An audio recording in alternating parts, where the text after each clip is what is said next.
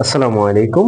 তোমরা যারা নবম দশম শ্রেণীতে পড়াশোনা করছো এবং যারা সামনে এসএসসি দিবা এবং এই বছর যারা দিয়েছো তারা জানো যে ফোর্থ সাবজেক্টের গুরুত্বটা কতটুকু। আসলে আমরা আজকে এই কথা বলবো যে ফোর্থ সাবজেক্টের গুরুত্ব।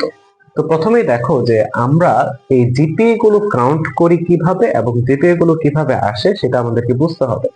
তো এই যে জিপিএ গুলো এগুলো হচ্ছে প্রতিটা সাবজেক্টেই যখন তুমি এ প্লাস পাও তখন এটাকে বলে যে 5.00, এটা হচ্ছে জিপিএ মার্ক। তো টোটাল অফ মানে এই যতগুলো তোমাদের সাবজেক্ট আছে যারা এসএসসি লেভেলে পড়াশোনা করতেছো তাদের যতগুলো সাবজেক্ট আছে সবগুলো মিলাই কিন্তু জিপিএটা কাউন্ট হয়। সুতরাং আমরা যদি এভাবে খেয়াল করি যে ফোর্থ সাবজেক্ট তোমাদের কি কি আছে, তোমাদের ফোর্থ সাবজেক্ট আছে বায়োলজি এবং হায়ার ম্যাথ। এই দুইটা কি তোমাদের ফোর্থ সাবজেক্ট হিসেবে চয়েস করা যায়, অর্থাৎ তোমাদের এই দুইটা যে কোনো একটা তুমি ফোর্থ সাবজেক্ট হিসেবে চয়েস করতে পারবে। আচ্ছা, ফোর্থ সাবজেক্ট কি সেটা তো তোমাদের জানা আছে। ফোর্থ সাবজেক্ট হচ্ছে যেটাতে তুমি অপশনাল হিসেবে নিচ্ছ, যেটা হয়তোবা ফেল করলে, হয়তোবা না ফেল করলে, যেটার মধ্যে ফেল করলে তোমাদের সেটা কাউন্ট হবে না, অর্থাৎ পূর্ণাঙ্গভাবে ফেল আসবে না। কিন্তু তুমি যদি বাই এনি চান্স এই ফোর্থ সাবজেক্টে প্লাস পেয়ে যাও, যদি তোমার বাকি এই যতগুলো সাবজেক্ট আছে, যেগুলো অপশনাল বাদে যতগুলো সাবজেক্ট তুমি পড়তেছো, ওই অপশনাল বাদে বাকি সাবজেক্ট গুলোতে যদি তুমি তিনটা সাবজেক্টে এ পাও, তারপরও তোমার এ প্লাস আসবে রেজাল্টে। এখন কেন এটা কিভাবে হয় সেটা আমাদেরকে বুঝতে হবে। তো দেখো যে ফোর্থ সাবজেক্ট কি, একটা তুমি নিতে পারো হয়তো বা বায়োলজিকে নিতে পারো, অথবা তুমি কি নিতে পারো এই হায়ার ম্যাথকে নিতে পারো। সাপোজ তুমি বায়োলজিটাকেই তুমি ফোর্থ সাবজেক্ট নিলা, অর্থাৎ মেইন সাবজেক্ট হিসেবে কি নিলা, হায়ার ম্যাথ নিলা। যদি তুমি মেইন হিসেবে বায়োলজিটাকে নাও তাহলে তোমার অপশনাল কি, এটা হচ্ছে তোমার অপশনাল, এইটা কি তোমার অপশনাল। তাহলে যদি তুমি অপশনালে ফেলও করো তারপরও তোমার কি আসবে, তোমার পাস আসবে। কি আসবে, পাস আসবে। মেইন কথা হচ্ছে হায়ার ম্যাথ যদি তুমি অপশনাল হিসেবে নাও তারপরও যদি তুমি ফেল করো হায়ার ম্যাথে, তোমার কিন্তু পাস আসবে। কিন্তু সাপোজ তুমি বায়োলজিকে মেইন হিসেবে নিছো কিন্তু তুমি এই বায়োলজিতে ফেল করে গেছো, তখন কিন্তু তোমার সবগুলো সহই তুমি কি পূর্ণাঙ্গভাবে ফেল। এই বছর তুমি পুরোপুরি ফেল, আবার তোমার পরের বছর পরীক্ষা দিতে হবে। সুতরাং এই যে তোমার এই অপশনাল সাবজেক্টটা চয়েস করতে হবে তোমাকে বুদ্ধিমত্তার সাথে, যে তুমি হায়ার ম্যাথ ভালো পারবা নাকি বায়োলজিটা ভালো পারবা। ইভেন প্রতিটা স্কুলেই সাজেস্ট করে বায়োলজিটাকে মেইন হিসেবে নেওয়া। কেন, বায়োলজিতে তুমি লিখলে পাস করতে পারবা। বুঝে বুঝে যদি লেখো, একটু না বুঝেও যদি কেউ লিখে দিয়ে আসে, অন্তত পেজে ভরা লেখা থাকে, যে সে যাই লেখুক বা যাই লিখুক অন্তত পড়ার সাথে কানেক্টেড থাকে, কিছু কিছু ইনফরমেশন দিতে পারে, তারপরও কিন্তু সে পাস করে আসতে পারে। কিন্তু হায়ার ম্যাথ এমন একটা জিনিস, তোমার যদি ম্যাথের অ্যান্সার না হয় তুমি কিন্তু ফেল করে যাবা। সুতরাং তোমার মনে রাখতে হবে তুমি যে অপশনাল সাবজেক্টটাকে নিবা এটা তোমার বুদ্ধিমত্তার সাথে নিতে হবে। সুতরাং আমি সাজেস্ট করবো এজ এ তোমাদের ভাই হিসেবে যে বায়োলজিটাকে তোমরা মেইন সাবজেক্ট নাও, অপশনালটা তোমরা হায়ার ম্যাথ কেন। সো এখন দেখো কিভাবে এই তিনটা পয়েন্ট অন্যগুলোতে যুক্ত হয়। সাপোজ সাপোজ তুমি জেনারেল ম্যাথে কোনোভাবে তোমার এ প্লাস ছুটে গেল, জেনারেল ম্যাথে তুমি পাইলা 4.00, কথার কথা। আবার দেখো ইংলিশে আমি লিখে রাখছিলাম, যে শুরুতে লিখে রাখছিলাম এ পাইছে, তাহলে মনে করো ইংলিশেও তোমার ছুটে গেল। আবার দেখো আমি বাংলাতে লিখছি 3.50, এখানেও তোমার এ মাইনাস আসলো। বাকিগুলোতে তোমার এ প্লাস আছে, কিন্তু এই তিনটা সাবজেক্টে তোমার ছুটে গেল। এখন তোমার এই যে 4 পয়েন্ট, এইটা যদি তুমি সাপোজ হায়ার ম্যাথ যেহেতু তোমার অপশনাল, তুমি হায়ার ম্যাথে পায়ে গেলা জিপিএ 5, হায়ার ম্যাথে পায়ে গেলা জিপিএ 5 অর্থাৎ এ প্লাস পাইলা। এই যে হায়ার ম্যাথ থেকে এই তিনটা পয়েন্ট, 3 পয়েন্ট অ্যাড হবে এই সাবজেক্ট গুলোতে, এই যে এইগুলোতে অ্যাড হবে যেগুলোতে তোমার এ প্লাস ছুটে গেছে। তারপর এই যে এইটাতে দেখাইছিলাম এই তিনটাতে তোমার এ প্লাস ছুটে গেছে, এগুলোতে অ্যাড হবে। এখন দেখো 4 পয়েন্টে যদি একটা পয়েন্ট যুক্ত হয় তাহলে কি হয়ে যাবে, 5.00। এ প্লাস চলে আসছে। এরপর দেখো তোমার যদি এই যে ইংলিশে 4 আছে, এখানে 1 পয়েন্ট যুক্ত হলো, 4 যোগ 1, 5 পয়েন্ট, দুইটাতে এ প্লাস চলে আসলো। আরেক পয়েন্ট আছে তোমার অপশন, এই অপশনটা যদি বাংলাতে তুমি পেছো 3, এখানে যদি 1 যুক্ত হয় তাহলে 4.50 হবে। তাহলে কি তোমার বাংলাতে এ প্লাস আসতেছে, আসতেছে না। সুতরাং বাংলাতেও তোমার থাকা লাগবে কি, বাংলাতেও থাকা লাগবে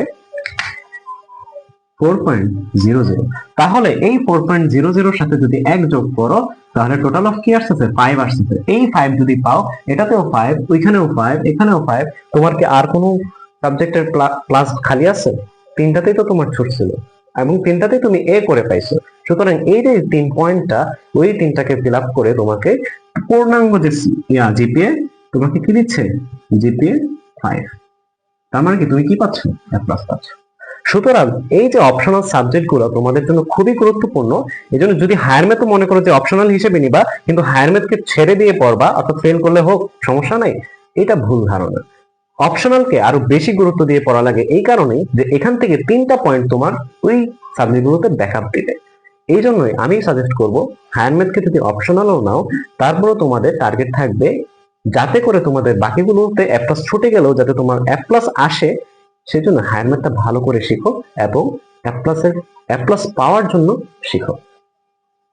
এ প্লাস পাইতে হবে, না পাইলেও সমস্যা নাই, কিন্তু ভালো একটা রেজাল্ট অন্তত আনো হায়ার ম্যাথে। হায়ার ম্যাথে যদি তোমার 4 পয়েন্টও আসে, সাপোজ তোমার যদি 4 পয়েন্টও আসে, এখান থেকে কিন্তু ওইখান থেকে তোমার 3 পয়েন্ট টানতো, এখান থেকে টানতে কত, 2 টানবে। আবার যদি এই হায়ার ম্যাথে যদি তুমি পাও 3 পয়েন্ট, তাহলে এখান থেকে ওই 2 না টেনে কত টানবে, 1 টানবে। মেন কথা এই হায়ার ম্যাথ যদি অপশনাল থাকে, যে কোনো সাবজেক্ট, বায়োলজি অপশনাল থাকে, হায়ার ম্যাথ থাক, যেটাই থাক, তোমার পয়েন্ট কিন্তু টানবে। সুতরাং তোমার টার্গেট থাকবে অপশনালে জিপিএ 5 পাওয়া, এবং সেই জন্য কি হায়ার ম্যাথটা বেস্ট লেভেল দিয়ে পড়াশোনা করবে। এখন এই যে গেল জিপিএ এর বিষয়গুলো, এখন এই যে এই বিষয়গুলো নিয়ে তোমাদের কি করণীয়, এই বিষয়গুলো নিয়ে তোমাদের আরেক ভাইয়া কথা বলবেন। তাকে এখন আমি ক্যামেরার সামনে আসার জন্য অনুরোধ জানাচ্ছি।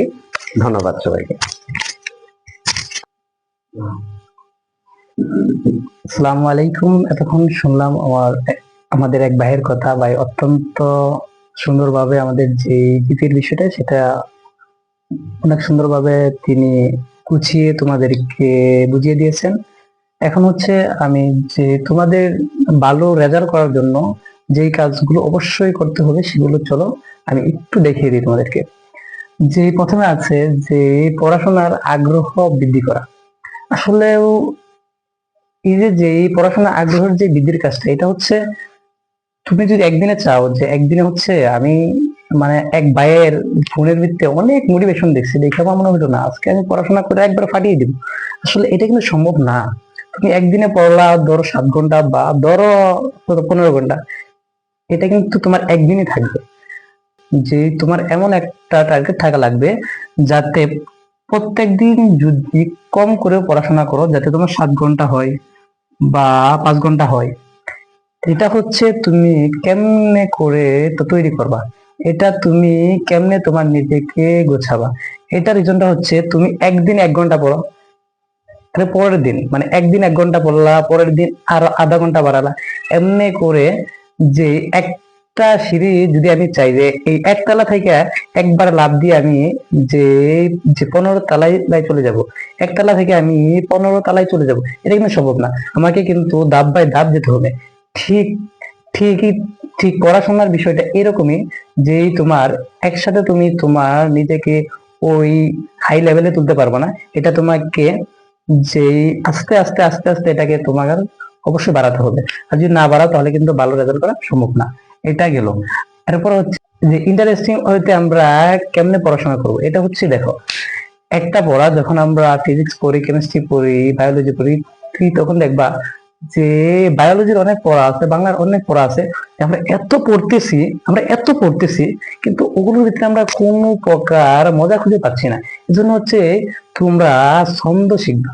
যে ছন্দের সাথে যদি তোমরা শিখতে পারো তাহলে তোমরা সহজেই এই পড়াগুলো তোমাদের মনেও থাকবে, প্লাস তোমরা সহজেই বুঝে ভালো একটা রেজাল্ট করতে পারো। এরপরে হচ্ছে যে বুট কোশ্চেনের বিকল্প নেই, যে বুট কোশ্চেনের বিকল্প নেই, এটা হচ্ছে 5 স্টার। এখানে দেখো একটা জিনিস হচ্ছে, দেখো তুমি যদি বিগত বছরের কোশ্চেন গুলো যদি অ্যানালাইসিস করো দেখবা একই টাইপের।